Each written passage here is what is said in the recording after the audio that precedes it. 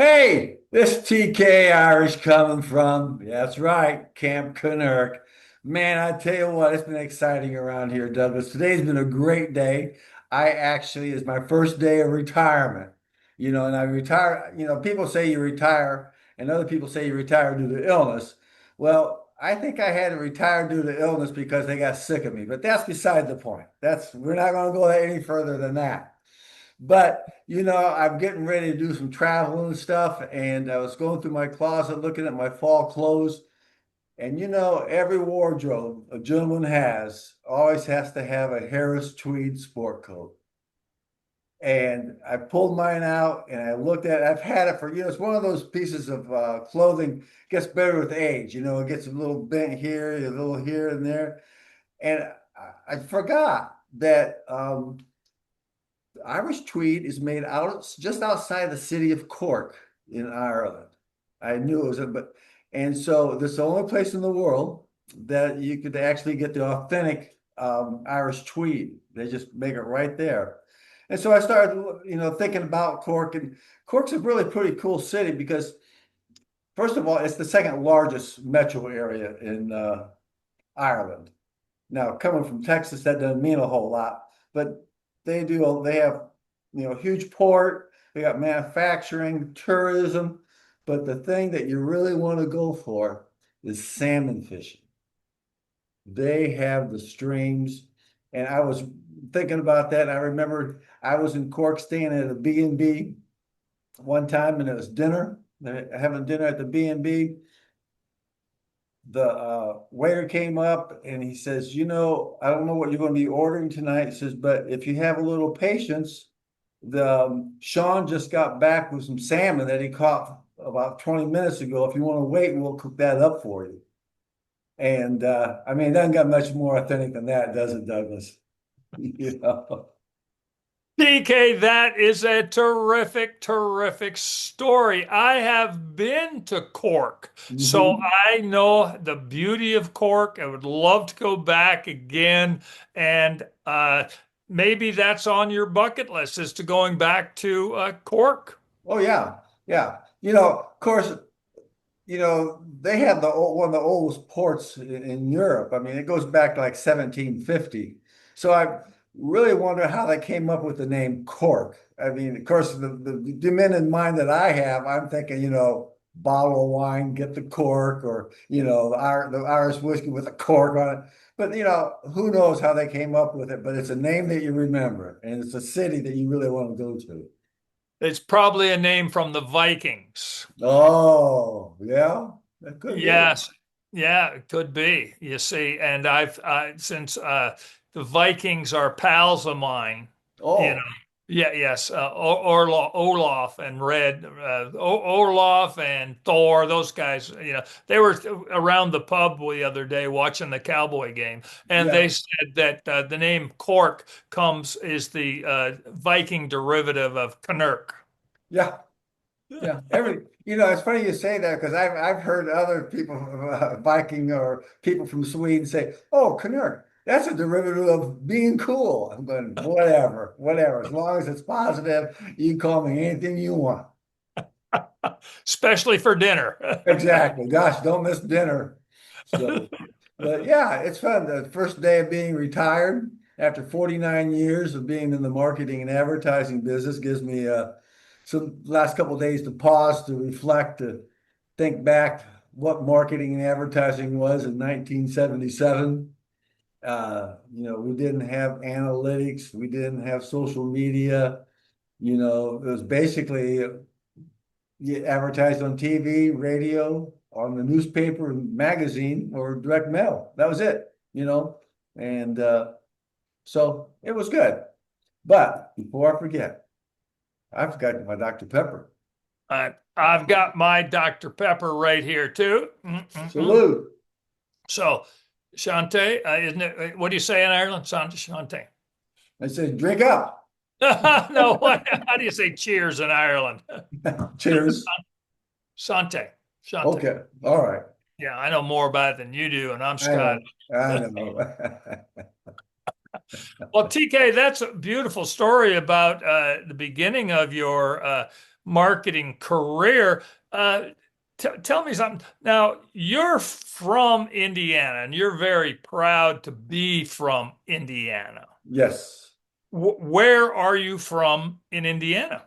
Fort Wayne, Indiana. It's up in the north eastern corner. It's called the Tri-State area. Yeah, it's right there in the corner of Michigan, Ohio, and Indiana. The Michigan's 30 minutes away. Ohio is about 45 minutes away, and Indiana's Indiana. And Fort Wayne, Yes, Indiana. Fort Wayne. Yes. Okay, now, how did your family end up in Fort Wayne, Indiana?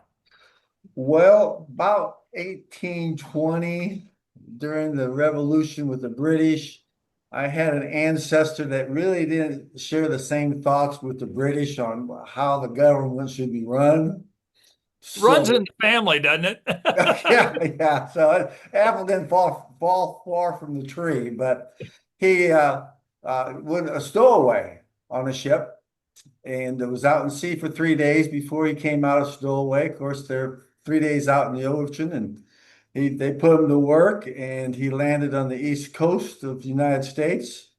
From there, he got a job. At that time, they were digging the Erie Canal from up through New York, Pennsylvania, Yes, yes, yes, yeah. and he got a job there digging, and he dug it from Pennsylvania all the way to Indiana. Okay, That's now do you know where your ancestor came in the early 1800s? Or They they came from county from Limerick, County from Clare. Limerick, came from Limerick. Oh, Yes, yes. now, do you think it was during the potato famine? Do you think it was that No, the period? famine was a little bit later. Yeah, in the They, 1845 to yeah, yeah, 1852. yeah. Yes. So, But do you think he was there earlier? yeah. Oh, I know he does. We have a deep genealogy study of the family. I've been back where the boat that he left, where he left from, and the family's always been very big in the genealogy, tracking where people are, where they've been, and their stories and things of that nature. Oh, my dad got into that in the early days before the computers, and he did some research too, and he found out that all the ancestors didn't have any money, so he stopped. He was thinking he might find a little hidden gold vein, huh? That rich uncle. Yeah, yeah. He stopped. Ah, what the heck? It's a waste of time. Yeah, and he found a couple of pieces of paper where the Golan name had been changed a couple of times on some Hmm. land records, Yeah, that's the So true. That's the same with the Kennerk name. It's been different spellings over the years. yeah, well, that's where we got the story Cork, right? Yeah, yeah. Well, that's pretty good story that he got to, and he dug the Erie Canal all the way to Fort Wayne. Uh, Hmm. then the family started there in Fort Wayne. Yeah, yeah. He stopped. He had that shovel in his hand long enough. He was a farmer and carpenter, so the soil was just right, and there's a lot of ash trees, different type of species of wood that he could work with. So he stopped there and met a young lady by the name of Katie Hooligan. A nice Hooligan. Hooligan. They Oh, got good Irish name. good Irish lass, and they married and started a family, and just everyone stayed there until my generation. We decided to sprout out, see other parts of the country, and Okay. All right. So, and you come from a big family, correct? yeah, yeah. I'm the youngest of eight, and Oh, you're the baby? I am the baby. I'm the little one. I did not know that. And my father was the oldest of seven.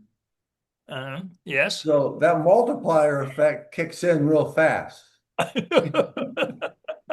And that's just your generation and his generation. Yes, yes. So, just the fact that my generation, just with my immediate family, I have over 50 nieces and nephews. Oh, I see. That's why the modern definition of the word Kennerk means everywhere. Yeah, that's right. I'm gonna contact Google and make sure they change that in their definitions. Yeah, AI. AI, hey, that's right, AI, excuse me. Kennerk means everywhere. So, and primarily, a lot of them were farmers. That's my aunts and uncles were farmers up there, raising different type of crops, corn, soybeans, Mhm. whatever they thought could make a living off of. I understand that. Now, where did you go to high school?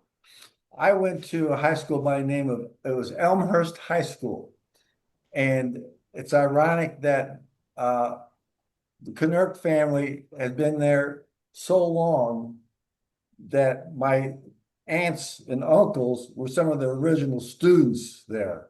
So I mean, you can't hide, Douglas. I mean, you're in the English class, and they're going through the list the first day, and they say, "Kennerk, up here, front seat, please. Front seat, front seat." I go, "Well, why haven't I know your uncle. I know your brothers, all of you. So you just automatically, you just sit in the front seat to, Yeah, prevent yeah. any issues, you might want to say." Now, you were in Elmhurst High School? Yes, Were you the Lions, Tigers, or Bears? the Trojans. Trojans. Oh, we won't go there. Serious. I'm, yeah. Now, did you play any sports in high school? Yeah, I played football Huh? and What position? I was a kicker. A kicker. Kicker. I was a Yeah. kicker. Kicked field goals, extra points, things of that nature. And I was Oh, a lineman. I you make also played line. you make $10 million in the NFL now. Yeah, yeah. And if the first one you miss, you're cut. Hey, don't miss him. That's You only right. got one thing to do, okay? You got one thing to do. Yeah, but now you got to do it from 65 yards. I know, isn't that amazing? I kicked one in high school. This is 1973, 45 yards. Whoa. And so I thought I was going to go to college and play. And I went to college at Ball State there in Indiana. I went there for a semester and I realized several things that you can't be a student athlete and learn anything. It's a business, the priorities are football, football, football. Right, right.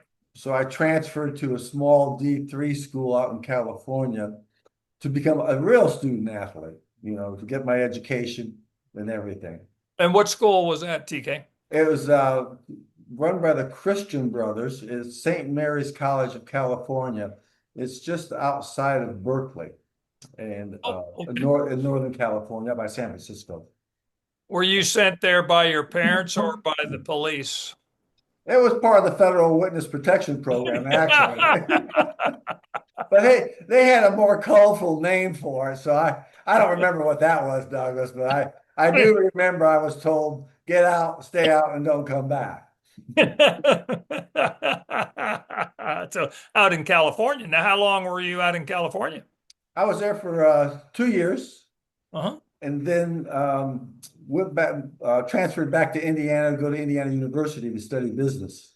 And that's Oh, where okay. And that's and were you graduated from Indiana yeah, University? yeah, Oh, okay. yeah. And those are the Hoosiers, right? Hoosiers ranked Who's number 3 in the charts, man. right now? Yes, because Yeah, they're 6-0 this year. yeah, yeah, Yeah, yeah. And they put a whooping on Oregon. yeah. It's serious. Indiana football.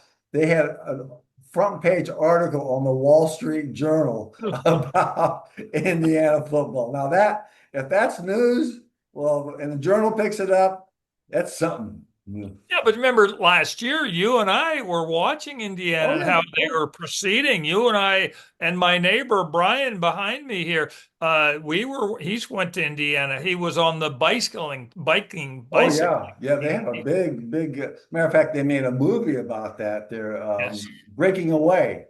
That breaking away. Yes, and yeah, Brian was on the biking squad at Indiana, and you went to Indiana, and mhm. you and I had our eye on the Indiana football last year. Yeah, yeah, yeah. They it's exciting. I mean, I'm hearing from people that have, And all they're saying, can you believe it? Can you believe it? You know, so it's caused a lot of excitement. Because Indiana has been a basketball school factory for many years, going back to Bob Knight and even before that. Right. So The great movie Hoosiers, right? yes, yes. With Gene Hackman. Yeah. Yep. And matter of fact, if you ever go up to Indiana and you're driving out in the farmlands, you'll see one thing all the time. You'll see a barn, and on the barn, it's a basketball rim. Uh, Everybody has a basketball rim on their house or their barn because that's what they do. They play that's what they do. basketball. That's what they do. Yeah. Mhm. And the thing is, you're out there shooting hoops because someone to play with, shoot with, is 5 miles away, right? Yeah, pretty close. Pretty close. Now Yes. there was a farmer not where up by Fort Wayne that what he would do in the wintertime, he would take his big barn and convert it into a basketball court. Okay. And it was open to the public. So you'd be driving out this rural area and you'd see like 10, 15 cars parked in this barn. And Yes. Yeah. all the high school kids, so junior high kids, whatever, are in there playing basketball. Yeah. Yeah. Yeah. I love that. That's the very same thing as a Field of Dreams, where Yeah. in the movie, Kevin Costner built a baseball field in the back of his his house, in Hmm. the middle of nowhere, and people Yeah. came because of playing to play baseball. And I think now it's a big tourist attraction. Yeah. Yeah. So Yeah. I Yeah. love that attitude and the whole aspect of uh, somebody doing something like that for the kids. Yeah. Yeah. Yeah. I Really. think that's terrific, terrific. Hmm. When we lived in Virginia, we had the only in McLean, Virginia, we had the only flat yard in the whole neighborhood, so that was our football field. Yeah. Football, baseball. Yeah. Yeah, right there. And we had a hoop above the garage, but because of the front yard was the only flat area in the neighborhood, my mother says, "Oh, can't you play someplace else? The grass is all torn up, blah, blah, blah, tufts of grass here." And I said, Yeah. "No, Mom, that's No. the football field." Exactly. Long ago and far away. So you went to Indiana University, you were studying business, correct? Yes. I studied marketing. Yep. Marketing. Where did you get your first job? I got it at a department store here in Dallas called Sanger Harris, which is now Oh, like Macy's. I But remember Sanger Harris. Yes. yeah, and it was an interesting thing. I just thought about this the other day. So they would come, the companies would come on campus and you'd interview, during your last semester. And Job so, fairs.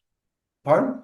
Job fairs. Yeah, yeah. So you'd go to, and so I talked with several department stores, and I talked to Sanger Harris, and they offered me a job, and I moved down here, and it was fun. I mean, it was really exciting. So about six, but prior to that, I had to make a resume. And when you're 18, 19 years old, your resume just really doesn't work very well, right? I work for the city park board or blah, blah, blah, blah.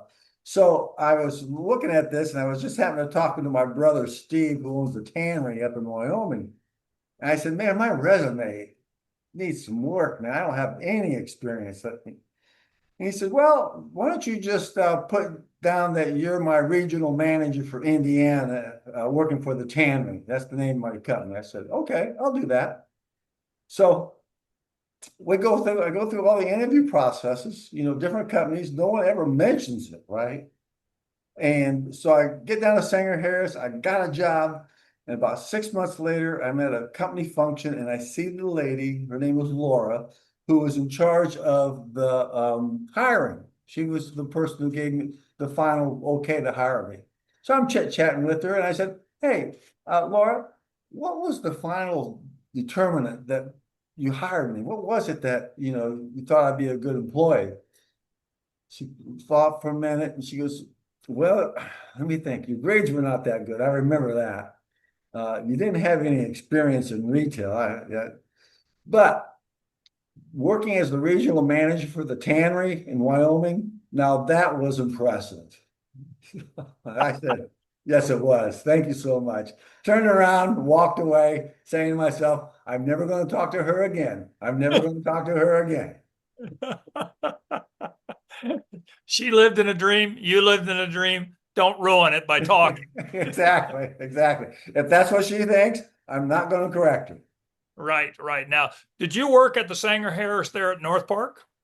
No, they didn't have a store in North Park. Um, they had a downtown store in downtown Dallas, which is down the street from Neiman Marcus. And then they had a store in Preston Center. Uh, and then they had a store in Valley View, but they never had a store in North Park. You're thinking, TK, TK, okay. I'm confused and I could use your brilliance. okay, there was a I lived Joski's. I lived in University Park Yeah, and went to North Park in Dallas every other week, yeah. twice a Mhm, week, whatever, because of the beautiful restaurants there and that sort of mhm, stuff. mhm. And I thought there was a Sanger Harris there because one Christmas when I was just starting in my acting career, I was Santa Claus at Sanger Harris. Breakfast was Santa Claus. Well, now they had a store in Highland Park Village, but Joski's was the department store. The Joski's and Neiman's were the two anchor department stores in North Park. Very, very interesting. Now, I'm talking Yeah, 1977 yeah, through yeah, 81. yeah. Okay. Uh, a gentleman's bet of a Dr. Pepper. I Oh, think there was a Sanger Harris there. all right. Well, fire it up, baby. We could always stand to be corrected. Don't yell at us. We're getting a little old. The blonde Get hair, things a the little fuzzy. little foggy in here. No caffeine. Yeah. Don't yell at us. I think there was a Sanger Harris there because of my playing Santa Claus, you know. Well, that's a very valid point, Douglas. So we'll look that up and we're going to bet a big Dr. Pepper or a small Dr. Pepper. Oh, the 16 ouncer. Okay, perfect. That's my I mean, favorite size. you're not saying much about your manhood when it's just one of those little teeny cans. Well, I was talking about a quart, a liter. Oh no, that's way too much for our sugar. For us at our age, that's not Dr. Pepper's, that's diabetes. Yeah, yeah, yeah. So, when I first got to Sanger Harris, the first week we had this orientation. Yes, And they tell you about, you do this, you don't do that, you do this, you don't do that. And at one point we had a speaker come in who was in charge, who was VP of public relations.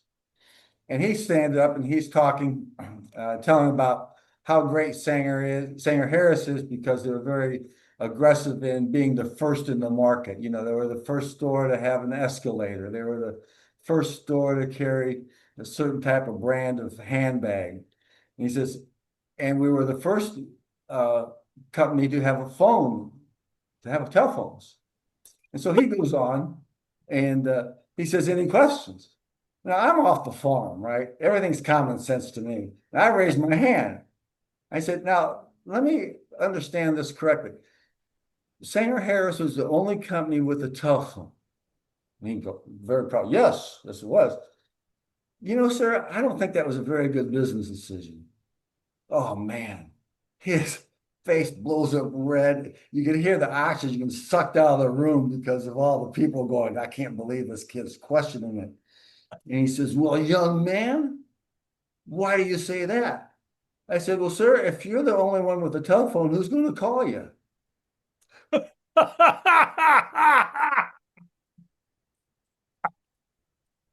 you got him, TK. Who's I mean, gonna to call? me, I wasn't trying to be funny. I was asking, farm boy sense of, what's right, what's wrong. Yeah, what's right, what's wrong? You're the only one's got a telephone. Who's gonna call you? Love your humor, TK. Now, how long did you work for Sanger Harris? I worked for them about 3 years. I was a manager out in the branch stores. Then I went downtown to become an assistant buyer and had some buying responsibilities and Which products did you buy? sheets and towels Sheets and and towels. they're called domestics, and then also juniors, young ladies, jeans, tops, things of that nature.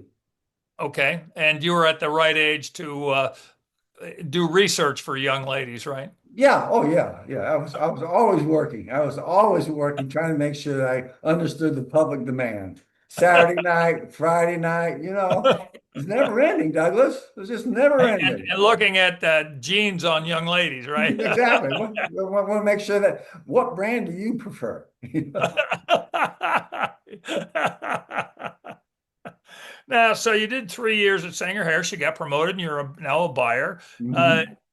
what happened? That would make you about 25, 26, something like that. I worked for J.C. Penney for a brief moment, Hmm. about 6 months, and then I realized corporate America really didn't agree with me. The way they see things and the way TK sees things, they just had, they just had a different set of glasses on. So that's when I went to Cafe Pacific and met you, being a waiter. That's about right. Yes, and it's been a beautiful friendship, and now we're continuing on with Camp Kennerk podcast. Now, then you told me a great story about how you got a job because of your connection there at Cafe Pacific. Yeah. So as you know, at Cafe Pacific, they have very affluent customers, a lot of successful businesses. It's number one in the Camp Kennerk Restaurant Hall of Fame. Oh, yes, absolutely. So one evening, a regular customer was there with some friends and stuff, and was serving them, and he says, "Hey, TK," he said, "What do you do in real life?" And I said, "Pardon me?" He says, "Well, you don't seem like a typical waiter. You going to school or something?" I said, "No, I already got my degree," and I told him briefly my background, and I said, "I want to go into sales."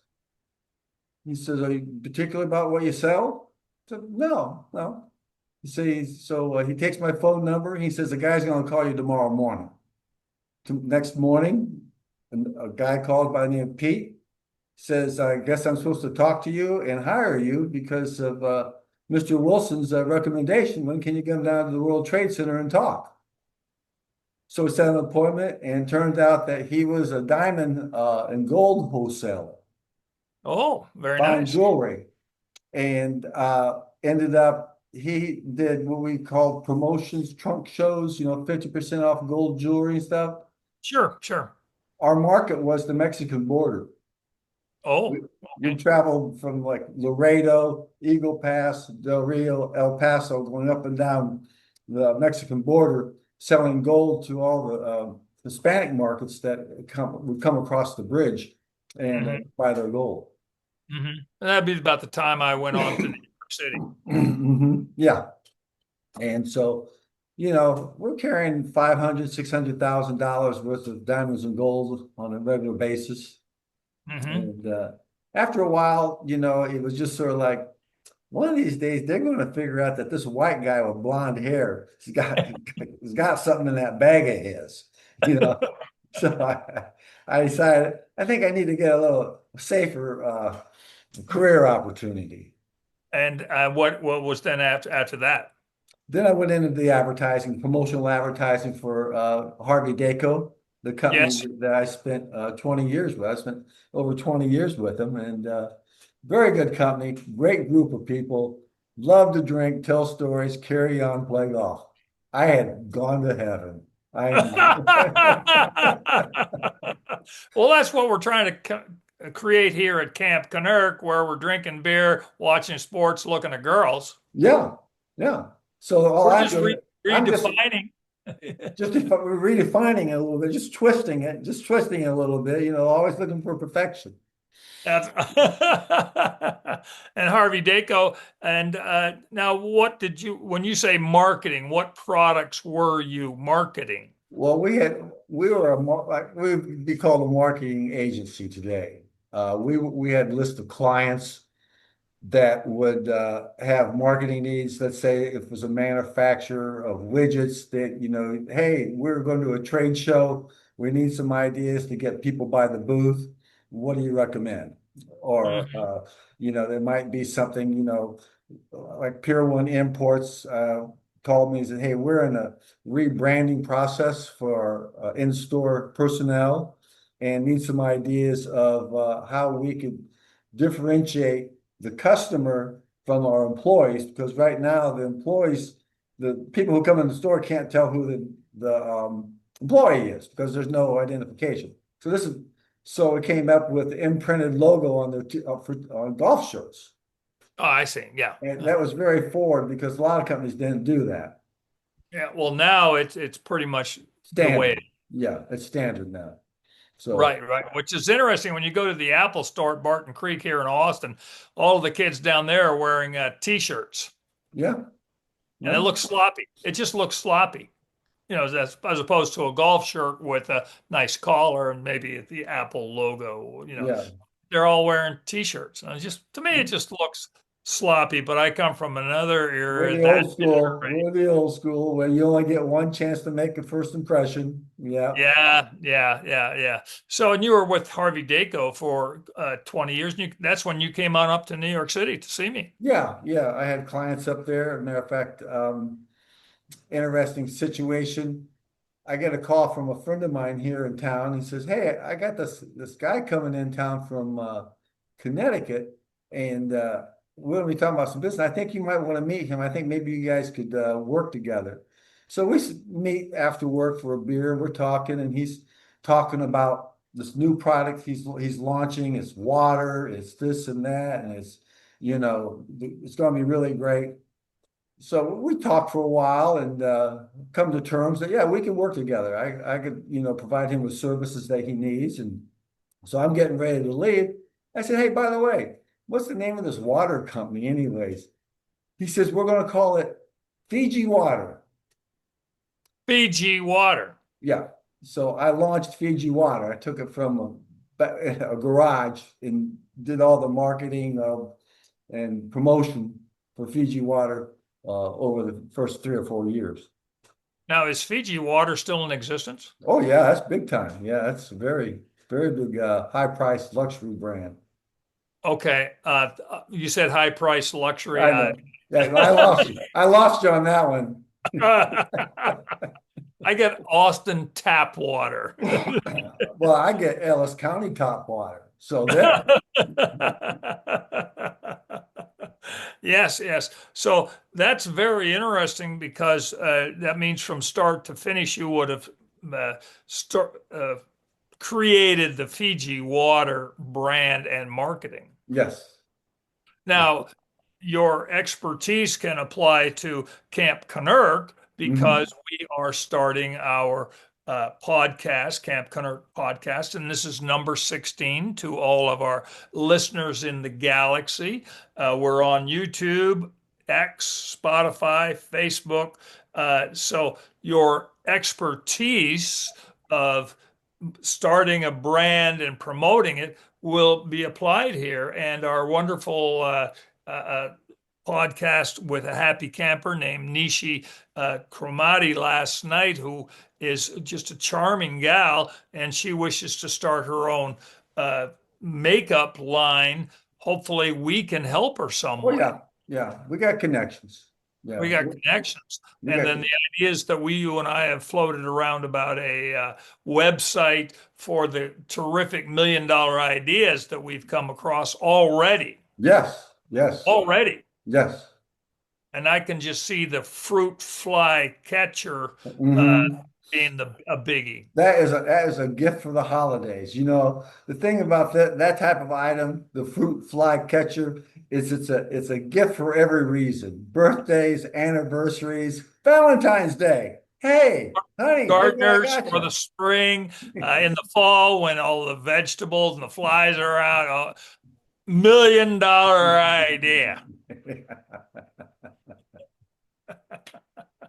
Now you're in Midlothian. You're there in the Dallas area, and you've got a couple of boys. Yep, Kevin and Kyle. or as Twin I boys. call it, I've always wanted to change their name to Pete and Repeat, but their mother wouldn't allow that. Pete and repeat.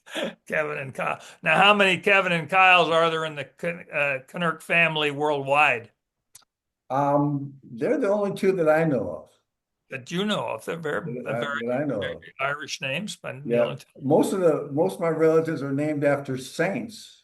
Oh, and your boys? They're named after mischievous individuals.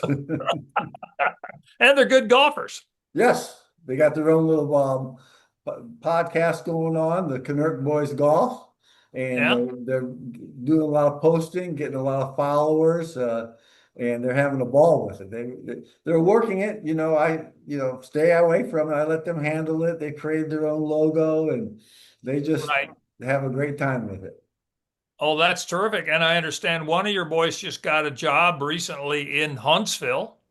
Yes, that was Kyle. And Kyle, being the brother that he is, after he got hired, he says, "Oh, by the way, I know a guy who's better than I am, and he needs a job. It's called my twin brother." So, kid you not. So Monday, Kevin went down to where Kyle was working, met with HR, and they said, "Well, we want to hire you, but we have several jobs we want to offer you. You decide which one you want." So, Whoa. And yeah. as of today, have you heard anything? No, I haven't seen. Kevin hadn't come out of his Xbox room. What games do they play? What I games do have they no idea. You know, I I lost interest after Ping and Pong. King and yeah, King Yeah, Kong. Pac-Man. That's where I got lost. Yeah, yeah, that's true. That's understandable. Now that's beautiful situation. Now you and I have been friends for a very, very long time, and it's a beautiful thing.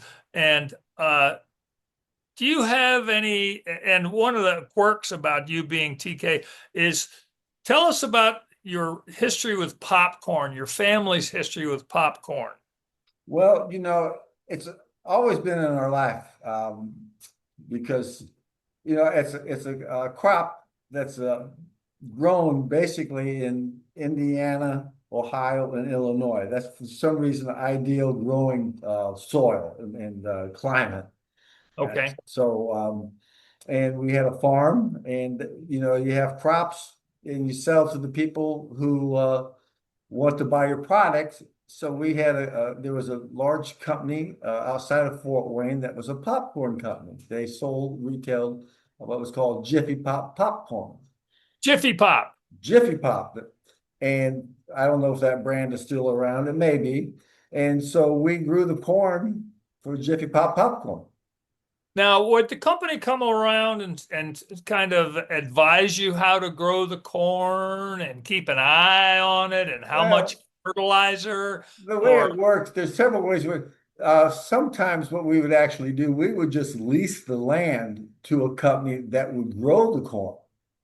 oh, Just grow, or sometimes we would grow it, but we found out it's more economical wise to lease the land for a company to come in and use the farm to grow the popcorn, and then they're responsible for all the fertilizing and all the picking and all the excuse me, all the processing. Because see, when you pick popcorn, there's ways you have to treat it so you could pop it. Because yes. so you have to dry it and do different things to it. So that Okay. basically at the end, that's what we were doing. We were growing popcorn through a partnership. Okay. So let's do a little prying, and we call it Texas Money Game because here in Texas, how big a farm would you have? Did you have We have about 640 acres. 600? So that's a section, Yeah, it's a square mile. square Yeah. mile section. Yeah. Okay. Now there are a lot of trees and things of that nature, but as far as what they call Tillable. tillable is probably about 325 acres. Okay. So Texas Money Game, a company approaches you and says, we're a big popcorn company, and we'll pay you an annual fee so that we can grow popcorn on your land. What sort of fee range, plus or minus? Give us an idea. To That was way above my pay grade. My important life in life that was Little League. So this was stuff that grown-ups talked about. oh, I see. I see. We never got to sit down in those get-togethers. I see. So to our happy campers around the galaxy, if Mhm. you have an idea of what it costs to lease land to grow popcorn up in Indiana, uh, plus or minus a little bit, our curiosity is piqued because this is basic business, and we call it the Texas money game. How much it cost? No, no. Well, and the great thing, in the Texas money game is, you could be off by like 75 or 80% and still be close. oh yeah, because across the street it's cheaper. Yeah, yeah, This is exactly. what I know. Yeah, But it gives us, but it has to, it gives us kind of a ballpark figure to start. Well, yeah. over here it's $50, but over here it's 75, and over here it's 60. But So you're dealing with a commodity. So yes, if you have a drought or you have too much rain, right. you can't get it out. Well, the people who got their product out early, Yes, they benefit from the shortage to the yes, yes. marketplace. That's why farmers always go to Las Vegas, because they think the roulette wheel is a steady income. It's right. I mean, tell you, those guys are the biggest gamblers. I mean, Oh yeah, plant some corn, plant some seeds in March, and mhm, expect a profit in October, and mhm. no water, grasshoppers, heat, weeds, whatever, broken machinery. Oh yeah, oh sure, they're big gamblers. Yeah. So now, do you have any trips planned I soon? do. I am taking my obligatory retirement trip. You always have to take a trip when you retire. And Yes. I have gotten tickets to go to South Bend, Indiana to watch University of Notre Dame Fighting Irish to play USC Trojans for Oh, okay. Saturday Okay. afternoon. Now, Oh, some people think USC stands for University of Southern California. right. But recently they were thinking about changing that to the University of Spoiled Children. That's a good one, TK. And What when about you, UC? What about UCLA? well, we haven't gotten that far. We're just trying to get this name changed in place, and then we'll go from there. And so you're going to the Notre Dame game, and you'll be please ask around, see if you can get Rudy to come be a happy camper Well, that's guest. that's that's why I'm going early. Is I'm going to go back to some of the old haunts and see if we can't find where he lived and knock on the door. Knock on the door, Yeah. tell him he'd fit right Can in. Rudy come out and play? Can Rudy come out and play? Yeah, that's true. Now, you just retired. This was your last day. Any immediate thoughts? It's over. You've had enough. What's your thought? Yeah, the you just get worn out. The job I had was a great job. It served its purpose. It wasn't high stress. It wasn't, anything that tore me up. But enough's enough.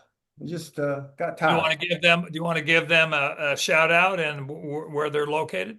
Yeah, I worked for Vanguard Cleaning in Arlington, Texas. We service the Dallas-Fort Worth area for commercial cleaning, like office buildings, doctor facilities, hospitals, to make sure everything was clean, safe, environmentally correct. Now, you didn't get out there with the vacuum cleaner and the broom, did you? No, I was what they call the first line of offense, Okay. meaning I was the person that did the research for what companies we wanted to go after. And then I would just start calling them. I say, hey, my name's Tom. How do you like me so far? Enough talking about me. Let's talk about you. What do you think of me? Oh, and that usually got some unique responses. Yeah, I'm sure. Uh, Now, and then what? You would sell them on your services to bring a Yeah, team in. How big? Okay, how many office suites you got? Okay, you could probably use one big team of 5 people or something like that. They exactly. come Yeah. in at night and that How sort of many thing. times a week do you want to be cleaned? How many thou, is it 10,000, 100,000, square feet? How Oh, many? okay. Yeah. So we would do office buildings, 5, 6 story office buildings as well. Okay. All right. So the name of the company again? It's Vanguard Cleaning. It's the cleaning. And how long did you work for them? 4 years. 4 years. And Yeah. so you've had enough and now you're Hmm. moving on. Yeah. Yeah. I'm just Okay. taking a break. We're Okay. gonna Now, work on Camp Kennerk podcast, get this thing turning, and see if we can't grow another business. I think that is a beautiful, beautiful dream, TK, because I'm enjoying the heck out of doing this. Uh, the happy camper yesterday with Nishi Cromarty and our chats on Wednesday night and Sunday mornings with the sports and the Hmm. Camp Connor football conference. I'm just enjoying it. Oh, uh, Well, on that note, Nishi is from Huntsville. that's when she goes to school. Yes. Yes, yes, yes. And the university there is the Sam Houston State University. Whatever The that is. Bearcats, the Bearcats. Bearcat. Bearcat. Well, and this is Wednesday. And my school, the University of Texas El Paso, is Yes, playing tonight I in know. Houston. And then Nishi was telling us about there's no stadium, so they got to go play in somebody's backyard, maybe, a Yeah. cornfield. They're probably playing down at the church parking lot. Yeah. Well, because the Miners are 1-5, so Well, the Bearcats are 0-6, so this is going to be a competitive game. I'll tell you that right now.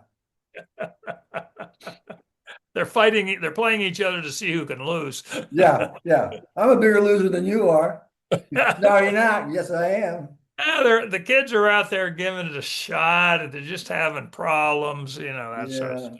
But and it's on a Wednesday night game, and the Miners' next game is next Tuesday. So Oh, at halftime, I have a score. you have a UTEP four. I have a score at halftime. UTEP 14, Sam Houston 10. You guys are in the lead. which is amazing. Call the game. Call the game. The game is over with. We're only having 2 quarters this year. Okay, so if it's in the church parking lot, what do they go over the Whataburger at halftime? Yeah, yeah. They got Father O'Malley to bless the water, so everyone's drinking holy water. Beautiful. TK, this has just been too much fun Yeah, with you on this momentous day that you are retiring. All I can say is good luck. Go Cowboys. there you go. Aaron Go Brawl.